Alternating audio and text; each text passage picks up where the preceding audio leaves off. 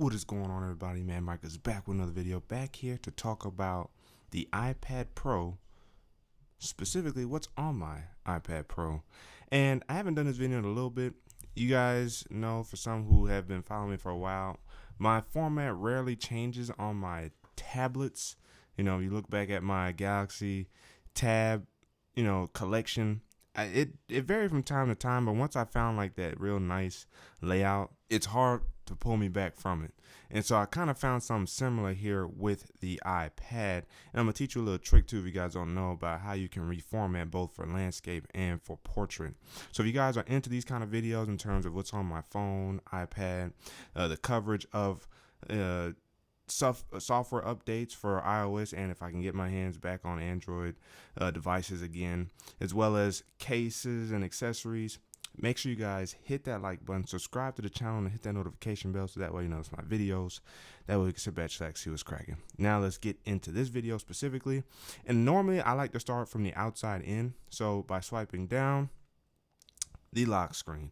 I've changed my clock widget to look like this one with the hashes in it. I find that to be a very nice, pleasant look.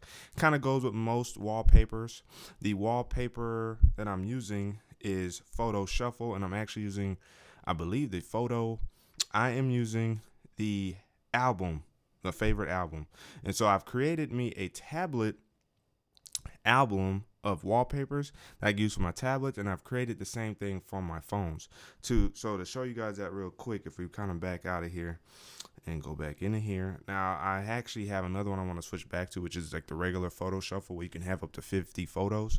But if we come in here, go to photos, and if we look over here and find my albums, you'll see down here, you'll see Photo Shuffle Dark and Photo Shuffle Tablet. Now, Photo Shuffle Dark is for the phone.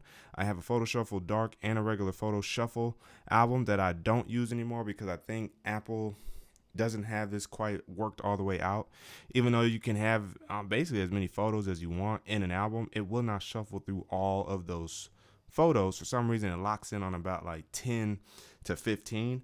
Maybe those shuffle out, but I haven't really quite noticed that. So I don't use this on my phone anymore. I just do a typical 50 photo shuffle mode. But for the tablet, I have one for the tablet, and so that's what I'm currently using.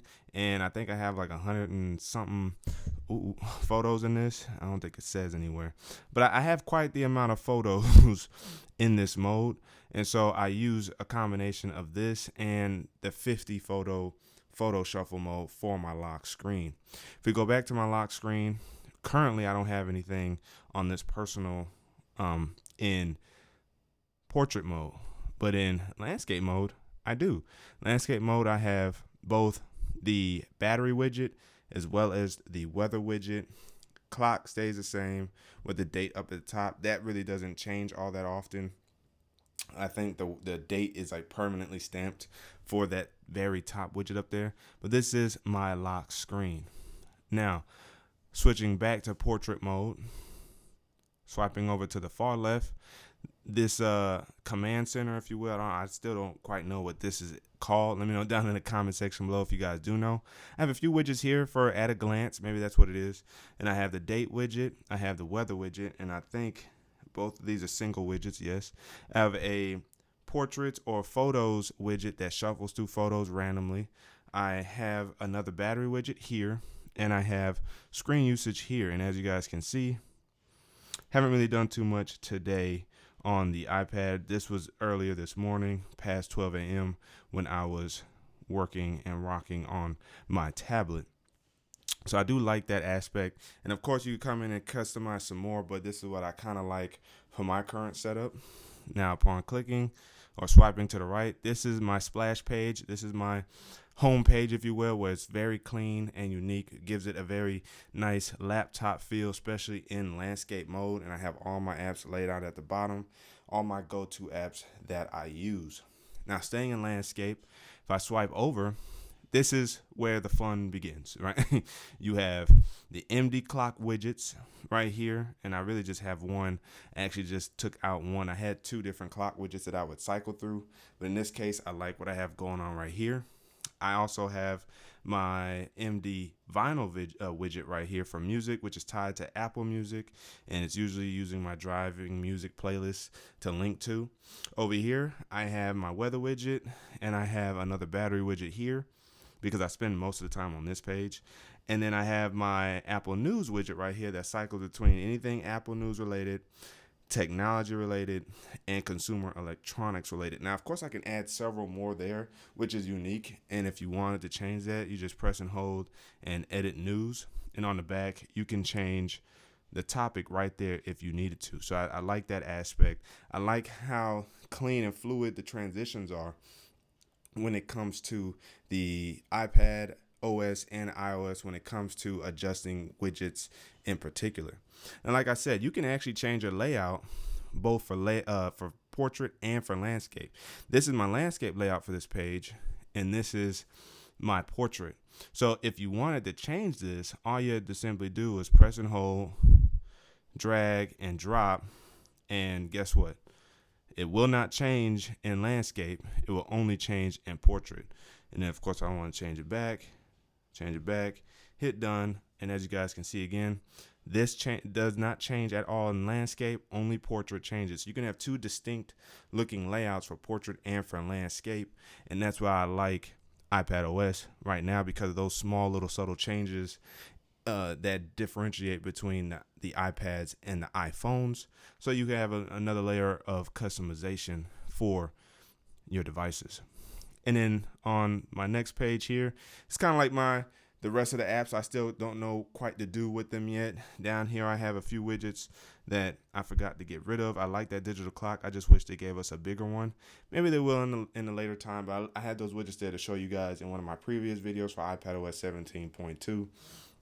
But otherwise, up here, I have my media folder that has all my streaming media apps like Netflix, Max, Disney Plus, Hulu, Prime Video, Paramount Plus, which I barely watch, Vudu, I barely watch. I'm loving Apple TV right now. Zoom for video conferencing, TikTok, and Audible. That's that folder. And of course, I have X or Twitter and Instagram right there. I have M Installer for my DaVinci Resolve, so all my plugins and whatnot. If I need to get some, I'll download them through the DaVinci website more than likely, and then they'll install into there, which then can be used with DaVinci Resolve. I found a calculator app. I paid for it. It was like $2.99, I think, or something like that. I have a full calculator app now on here, which gives me a very clean look. You can customize it, and it looks like the typical calculator app. Do I wish there was a little bit more involved with it? Yes, but for my typical math, I don't need anything trigonometry related, so it's a nice simple calculator. And as you guys can see here, side note, I am using Stage Manager. I'm using it way more now than I have ever before, and that's because I really do a lot of workflow off of this tablet.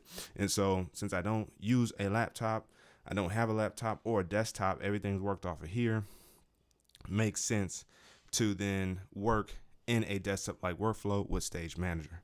Of course, I have my finances app like Cash App, my Every Dollar Budget app, Sony Headphones app, Squarespace for my website that's down for construction right now, Epidemic Sound for my music, for my social medias, including YouTube, Apple Health, and Amazon right there. And swiping over, of course, is more action going on with the rest of the apps. Gaming wise, I've actually been having fun gaming on both my iPad and iPhone, and it's really kind of intrigued me into potentially getting the iPad Pro M3 model, because the M3 is a little bit more designed with gaming in mind.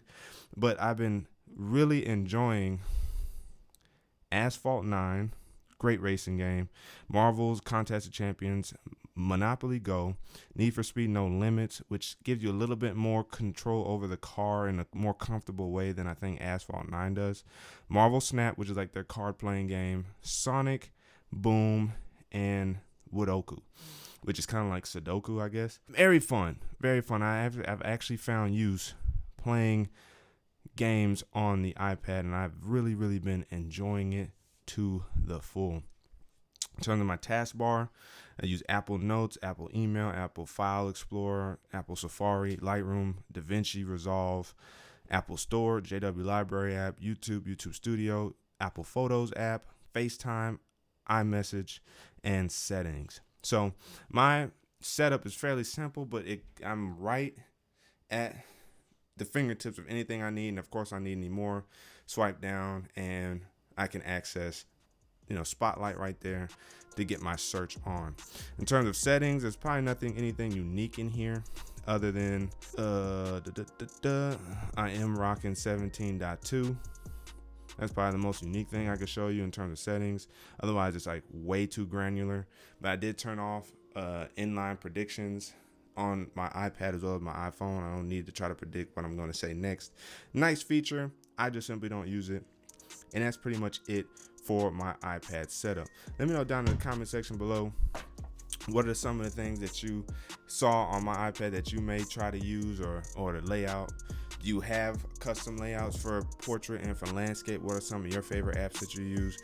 The comment section is open for discussion. But again, as always, if you guys haven't already, make sure to hit the like button, subscribe to the channel, hit that notification bell, so that way you notice my videos. That way we can sit back, see what's cracking. Which means Micah signing out. Until the next video. Wait for